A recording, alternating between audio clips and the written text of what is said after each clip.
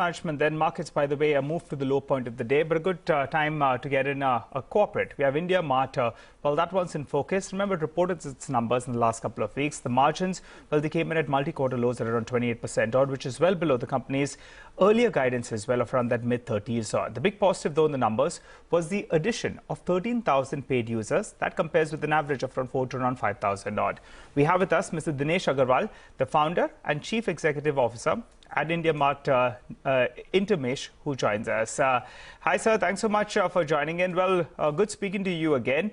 Let's focus on your paid subscriber addition. You know, now you're guiding for around 8 to around 9,000 odd, which had a look at the face of it looks very, very good. I remember when we were chatting the last time around, we were asking whether or not you can hit 200,000 by FY24.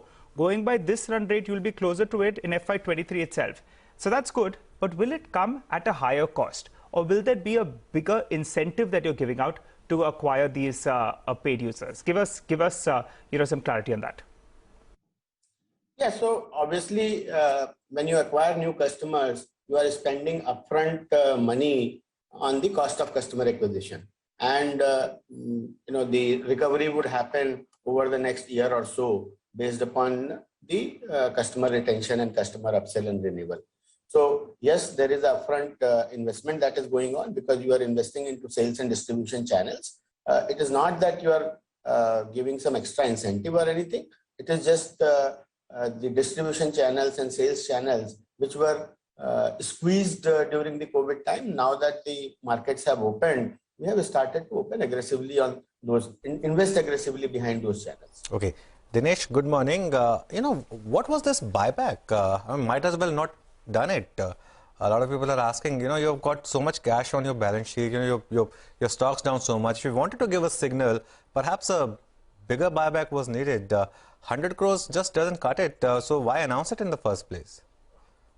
So I think we were advised that this is a cash efficient way of returning money to the shareholders. So we started with this. Maybe next year we'll come with a bigger one. No. Okay, but 100 crores, I don't know who advised you, because the kind of market cap that you have and the kind of stock decline that you had seen, if your objective was to restore some confidence and some faith, then perhaps that just doesn't make the cut. So maybe you could have looked at a bigger buyback. Yeah, Dinesh, and before you respond, just wanted to come in there. The promoters are participating as well. Small buyback and promoters as well participating. I mean, the advice seems to be a little bit flaky. But go ahead. We want to hear your reply to this. Yeah, as I said, we have been a dividend-paying company, and it was thought that it would be an efficient way of returning money to the shareholders. Okay, and you said maybe another larger buyback next year, Dinesh. Yeah, and I mean, depending upon how things go, if our cash balance keeps on increasing, and this year we have returned about 33% of the net cash generated from the company through the buyback. We will try and maintain and increase depending upon how it goes. You could, yeah.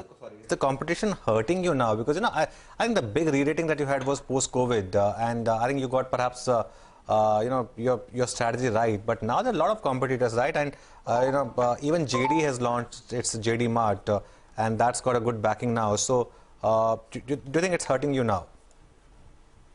I don't think so. I mean, it is completely uncalled for, and I said earlier also. I haven't heard of any competition which is directly eroding either IndiaMART's customer or IndiaMART's buyer.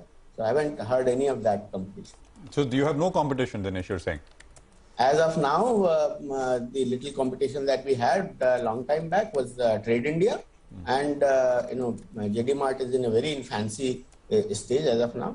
So I don't think we have any competition from that perspective. Just to complete the point on that buyback, just to go back, sorry, why not resize this buyback which you've announced now?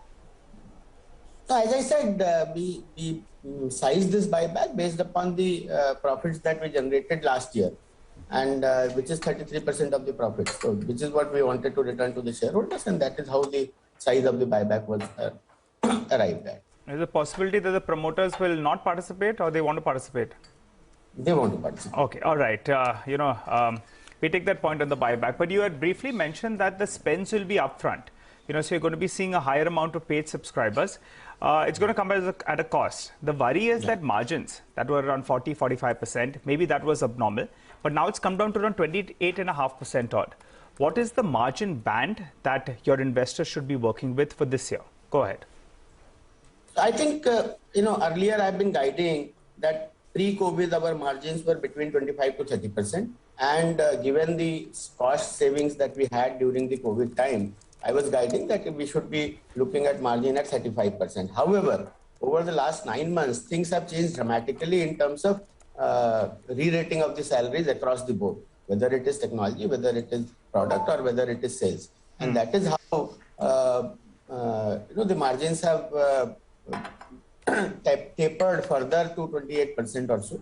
I think for this particular year, it will remain an investment for year, and we should work within that 25 to 30% margin range itself.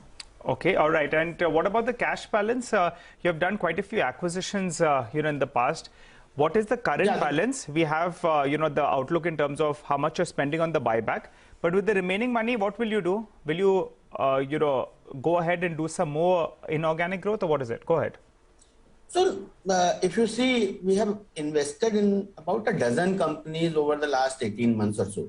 Now, in many of those companies, we might require a follow-on capital to be put in as they grow and as they require more capital. So I think a large portion of our cash pool will now be allocated towards the existing portfolio.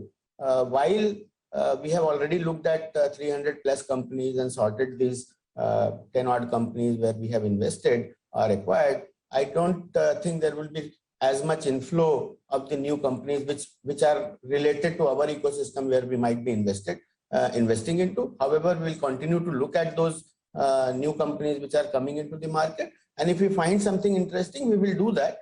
But by and large, you can say that the new investments would be much lower, and this cash would be used for investing behind the current investments. All right, Dinesh, we'll leave it there today. Thanks a lot for joining us. That's IndiaMART, one of the stocks which had a massive run post-COVID from 2000 all the way up to 10,000. It's from that point slipped to about 4,400. Let's do one thing. We'll take a break. The market is trying to just find its feet somewhere around here, down about 70 points on the Nifty, the Bank Nifty for second.